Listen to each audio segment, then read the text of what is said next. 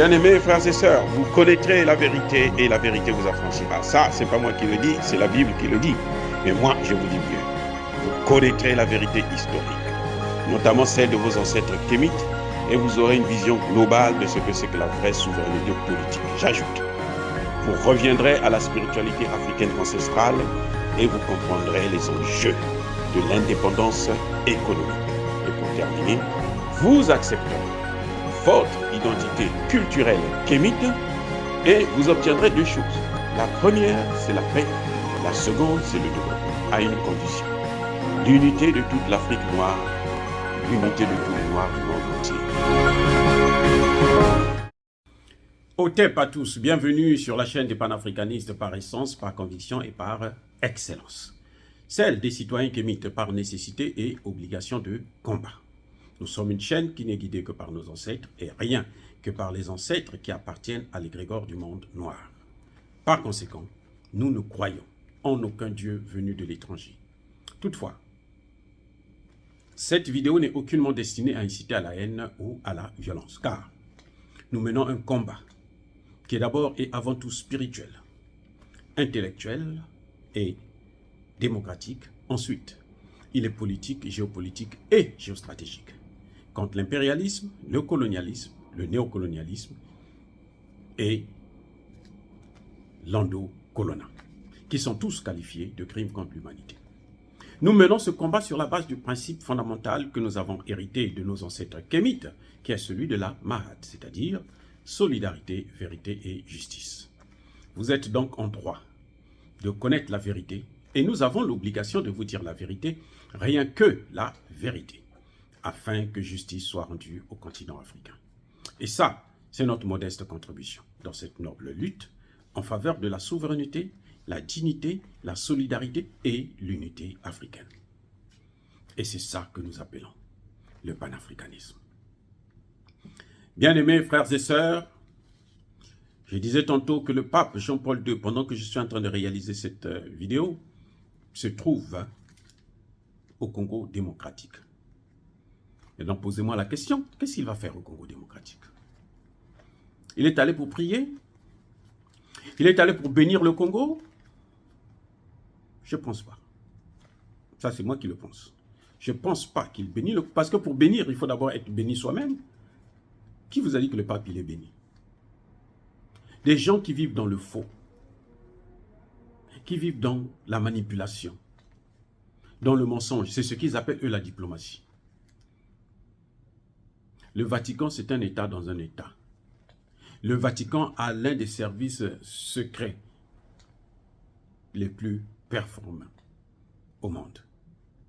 Le Vatican a une diplomatie de destruction. Elle a fait pour l'ex-URSS. Le Vatican ne vient pas au Congo démocratique pour prier pour les Congolais. Non, il n'a pas besoin de faire un déplacement. C'est des dépenses énormes qu'on va gaspiller pour recevoir un pape qui ne vous apporte rien du tout. Le Vatican n'a jamais critiqué le Rwanda. Le Vatican n'a pas condamné le Rwanda. Je n'ai jamais entendu ça.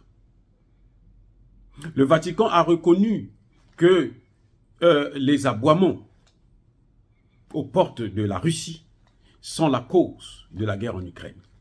Que a dit le Vatican pour le Rwanda, qui occupe en ce moment même, via le M23, des villes congolaises? Qu'est-ce que le Vatican vous a dit là-dessus? Il vous a apporté quoi? Le Vatican venait de déclarer, avant même de prendre son vol, le Vatican a dit que l'Afrique est destinée à être exploitée. Il dit que c'est une mentalité. Ça veut dire que ce n'est pas une réalité. C'est une mentalité coloniale, impérialiste. Ce n'est qu'une mentalité. Ce n'est pas une réalité. Ce n'est pas quelque chose de structurel. C'est dans la tête que les gens pensent. Mentalité, ça vient du mental. C'est dans la tête que les gens pensent que c'est de l'impérialisme. Mais en réalité, ce n'est pas de l'impérialisme. C'est ce que ça veut dire, en fait. Quand il dit c'est une mentalité, c'est ce que ça veut dire. En réalité, il ne reconnaît pas que les populations africaines souffrent. Donc, vous voyez, il y a quelque chose là que les Congolais, malheureusement, font la fête. Les Africains, les Congolais de tous des deux côtés, parce qu'il y a les Congolais même de Brazzaville qui vont faire le déplacement, qui ont déjà fait le déplacement pour venir l'accueillir, pour venir faire la fête. Pendant que le Congo démocratique est en train d'être occupé par les Rwandais. Le pape vient pour soutenir Félix Tshisekedi. Il ne faut pas oublier qu'au Congo démocratique, il y a 50 millions de chrétiens catholiques. 50 millions. Il faut les mobiliser pour qu'ils repartent, pour reconduire Tshisekedi dans son rôle de cheval de Troie de l'Occident, son rôle de balkanisation de la RDC. Et voilà ce que ça nous donne. Voilà là où on est en train de partir. Voilà pourquoi le pape vient. Le pape vient pour prendre une enveloppe. Vous croyez que le billet qu'il a, il se déplace avec tout un cortège, un avion qui coûte très cher. Vous croyez que c'est lui-même qui vient, c'est lui qui va payer ça? Non. Non, vous ne l'aurez pas. C'est Tshisekedi qui va payer. C'est l'argent des Congolais qu'on va prendre pour le faire venir et le faire repartir. Et il doit avoir son enveloppe pour le travail qu'il a fait. Vous savez tout. Ce que vous appelez homme de Dieu, là, quand il vient là, qu'est-ce que vous faites?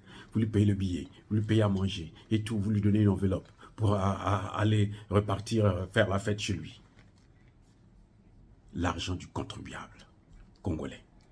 L'argent avec qu'on devrait prendre pour acheter des armes auprès de Russes ou pour faire venir Wagner, on préfère utiliser ça pour recevoir un pape qui n'a jamais condamné le Rwanda, qui n'a pas dit, moi je veux passer d'abord au Rwanda pour dire à Kagame d'arrêter ce qu'il est en train de faire. Non, au contraire. Il vient faire croire à Tshisekedi que c'est un bon président. Et Tshisekedi comme un beau dormeur, comme un cobaye de la politique occidentale en Afrique, il s'endort. On le caresse dans le sens du poids. Tu peux dormir. Nous, on est en train de faire le travail. Et quand tu vas te réveiller, on aura déjà tout occupé. Tu auras encore 5 ans. Et là, quand il entend qu'il aura 5 ans, il a la tête qui gonfle encore plus. C'est malheureux. C'est malheureux de voir cette hystérie, cette bêtise collective. Eh oui. C'est une hystérie collective que nous sommes en train de voir là, au Congo démocratique et en Afrique centrale. Les gens sont venus, les gens vont venir de partout en Afrique centrale. Du Gabon, du Cameroun, du Congo, de Centrafrique et tout, pour venir accueillir le pape qui vient pour vous prendre vos biens. Vous allez au Vatican. Allez-y voir les œuvres d'art du Vatican. Vous allez voir la marque de l'Afrique. En grande partie et essentiellement. Demandez au Vatican d'où viennent ces réserves d'or. Demandez au Vatican d'où viennent ces réserves d'or. La colonisation. Qui a décrété? Qui a soutenu la colonisation? Quels sont les fondements même de la colonisation? La colonisation plutôt. Il y a 3 M. Missionnaires, militaires, marchands. Les 3 M. Ce sont eux qui sont à l'origine de la colonisation. Donc la colonisation venait avec ces 3 entités. Les missionnaires, les marchands et les militaires. Pour asseoir la colonisation. Ça ne s'est pas fait comme ça gratuitement. Ça ne s'est pas fait par le Saint-Esprit. Ça ne s'est pas fait par une idéologie quelconque. Non, ça s'est fait par ça. Par le Vatican. Mais il y a plus grave. Il y a plus grave. Il y a plus grave que ça. L'esclavage a été décrété par un pape. Nicolas V, si j'ai bonne mémoire. Qui a pris ce qu'on appelle la bulle papale. Donc un décret du pape qui dit allez-y prendre ces noirs-là en esclavage. Les chefs de village qui vont résister, les hommes qui vont résister à cela, vous devrez les égorger. Le pape. Donc, le pape François que vous voyez là, quand il est en train de venir là en Afrique, là, hein, il porte le sang des Africains. Parce que le Vatican est un État à part entière, qui a des ambassadeurs et autres, qui a tout ce qu'il faut pour être considéré comme un État, comme les États-Unis d'Amérique, comme le Congo démocratique, comme la Russie, comme la Chine. C'est un État. Et tout État est soumis au principe de la continuité de l'État. La responsabilité de ce pape, qui est dans les années 1800 et quelques, 1700, 1600, plutôt 1600, c'est la responsabilité qu'a ce pape. Parce que ce pape n'a jamais dénoncé. Quand il parle de l'impérialisme, il parle de l'impérialisme. Vous savez de quoi il parle? Il dit l'impérialisme. C'est la mentalité de l'impérialisme de la communauté internationale. Donc il veut mettre tout le monde. C'est-à-dire que le Brésil est aussi impérialiste, le Mexique, Haïti est impérialiste vis-à-vis de l'Afrique. Mais c'est faux. La Russie est impérialiste, la Chine est impérialiste. C'est faux. Voyez la malhonnêteté intellectuelle d'un niveau alors, diplomatique grave. Et là, vous savez que c'est un diplomate qui parle. Un homme dangereux qui parle. Eh oui. Il vous dit, hein, c'est la mentalité de l'impérialisme de la communauté internationale. Il est incapable de citer la communauté internationale, c'est qui? Les États-Unis, la France, le Canada, la Grande-Bretagne, l'Allemagne et autres. La communauté internationale, ce n'est pas la Russie. Vous avez vu, aux Nations Unies, là, il y a un État, il y a des gens qui ont décidé que non, nous voulons que l'Afrique soit comme ça. C'est pas vrai. C'est pas la communauté internationale. C'est la communauté occidentale. C'est ça qu'il devrait dire. Mais pour ménager la chèvre et le chou, il parle de communauté internationale. Ça, c'est ce qu'on appelle la malhonnêteté intellectuelle. Et quand ça vient d'un pape, c'est un crime grave. Je suis désolé de choquer certains chrétiens, mais vous savez, nous avons trop souffert. Et on ne peut pas continuer comme ça. Vous savez, il y a beaucoup qui nous critiquent, qui disent que les intellectuels africains, oui, il y en a des intellectuels, qui ne valent rien, qui sont là dans ces gouvernements pourris, qui contribuent à la destruction. Ceux pour lesquels, quand on leur donne seulement une maison en France, au Canada, aux États-Unis, quand on leur donne seulement un visa. Regardez, les Haïtiens sont entre les intellectuels haïtiens. Ils sont en train de livrer Haïti pour un visa d'entrer aux États-Unis, au Canada ou en France. Un visa. C'est devenu la porte, la clé pour entrer au paradis. Mais il y a des intellectuels qui assument leur rôle. Même si on n'est pas écouté, je ne suis pas très suivi, je ne suis pas très écouté, mais je vous dis, et tout ce que je vous ai déjà dit là, ça arrive toujours.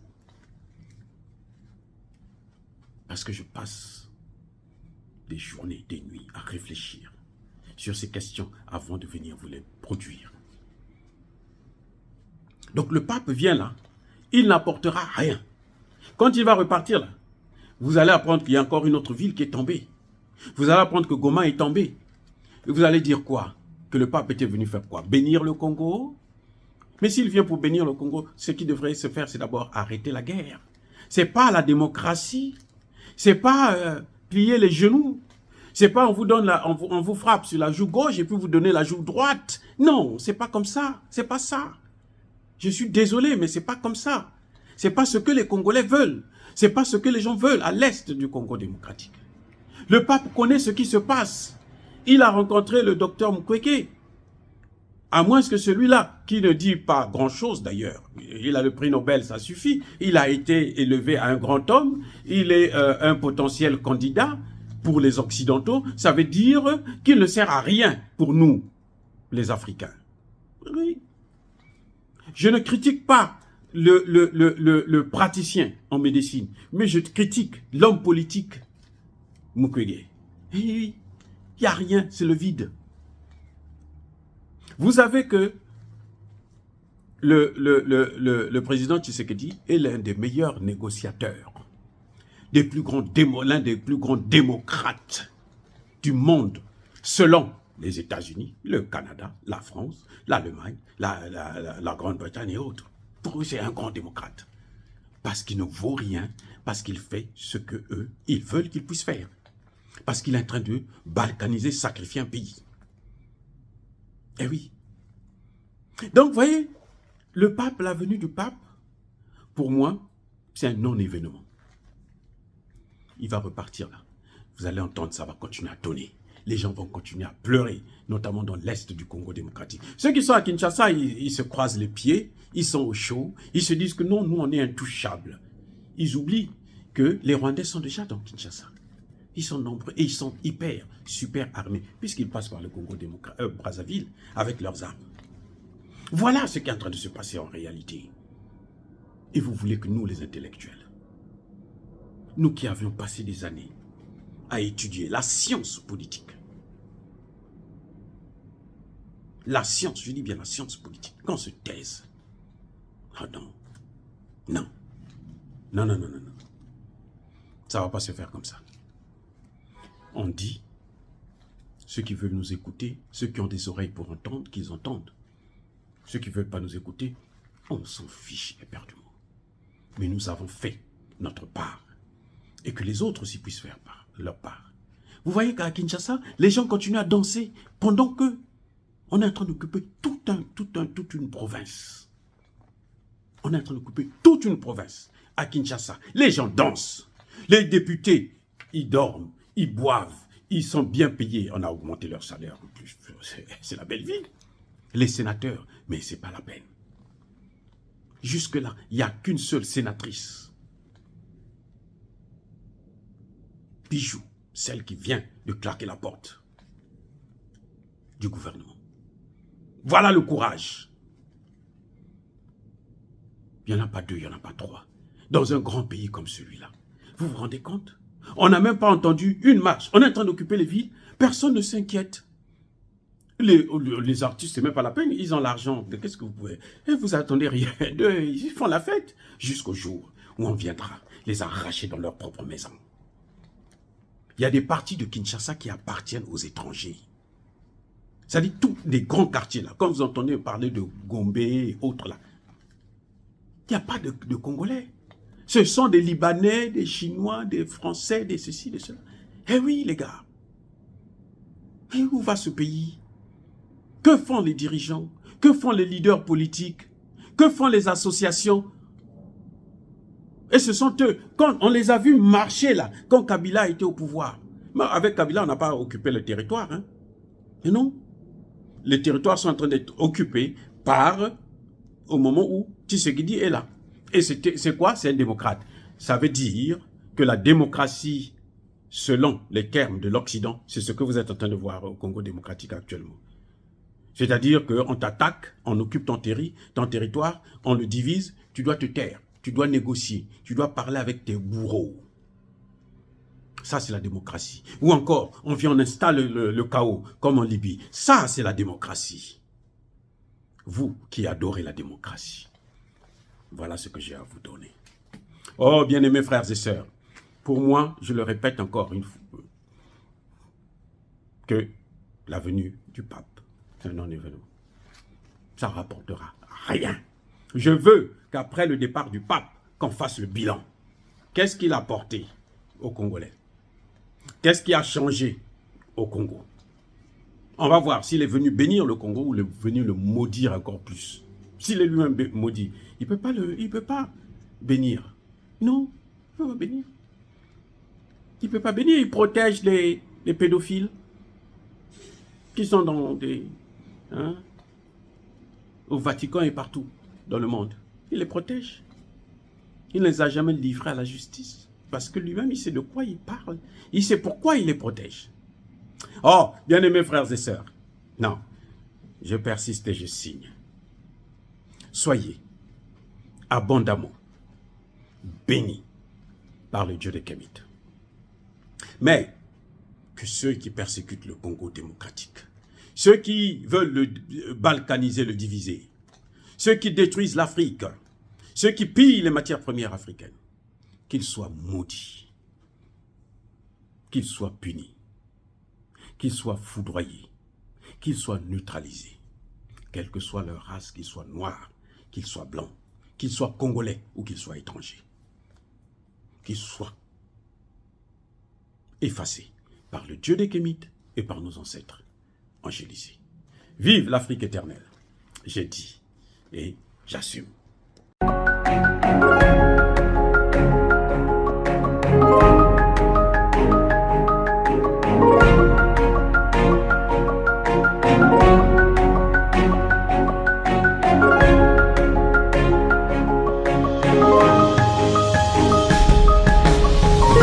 Eux, ils marchent par la foi et non par la vue. Mais moi, je vous conseille vivement de marcher par la connaissance scientifique et historique, notamment celle de nos ancêtres kémites, par les 5 sens et par l'intelligence. Abou Abia.